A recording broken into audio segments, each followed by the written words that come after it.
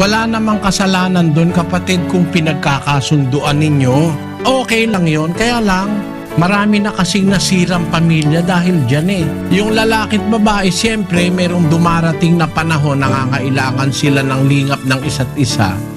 Sa mga panahon na yon, manunukso naman ng demonyo, may dadating na ibang lalaki sa'yo o kaya ibang babae, tutuksuhin ka. Doon ang uumpisa ngayon yung pagtataksil ng asawa laban sa asawa. At doon na nag-uumpisang mawasak ang pamilya dahil dyan sa pagnanasang kumita ng malaki. Maniwala tayo sa sinasabi ng Diyos na ginawa niya sa isa ang bawat bansa ng mga tao, kasama na Pilipinas dyan, para magsipanahan tayo sa ating sariling tahanan, pagkat itinakda ng Diyos ang talagang ayos ng kapanahunan at mga hangganan ng ating mga tahanan. Within the limits and the boundaries of our nation, we can live comfortably.